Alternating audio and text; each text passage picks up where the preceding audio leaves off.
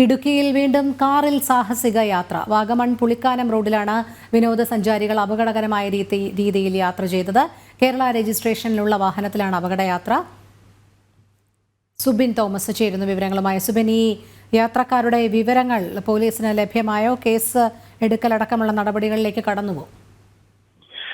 നിലവിൽ ഈ വാഗമൺ പുള്ളിക്കാനം റോഡിൽ സാഹസിക യാത്ര നടത്തിയ വാഹനത്തിനെതിരെ നിലവിൽ കേസെടുത്തിട്ടുണ്ട്. ഈ വാഹനം കണ്ടെത്താനുള്ള ശ്രമത്തിലാണ് നിലവിൽ മോട്ടോർ വാഹന ഡിപ്പാർട്ട്മെന്റ് ഉള്ളത്. സംഭവവുമായി ബന്ധപ്പെട്ട് ഇന്ന് രാവിലെയോടുകൂടിയാണ് ഇത്തരത്തിലുള്ള ഈ ഒരു സാഹസിക യാത്ര വാഗമൺ പുള്ളിക്കാനം റോഡിൽ നടക്കുന്നത്.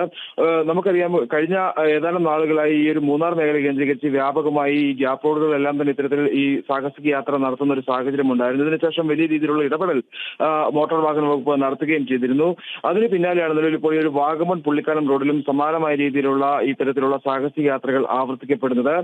ഈ ജനലിലൂടെ, അതായത് ഈ വിൻഡോയിലൂടെ പുറത്തേക്ക് തലയിട്ട് ഈ വീഡിയോ പകർത്തുന്ന ഏകദേശം 4ഓളം ആളുകളാണ് ഈ വാഹനത്തിൽ യാത്ര ചെയ്യുന്നത്.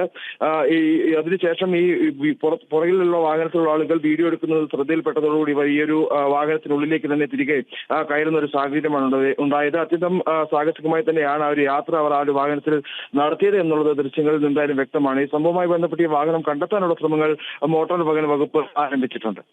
ശരി, സുബിൻ തോമസ് ആണ് വിവരങ്ങൾ നൽകിയത്.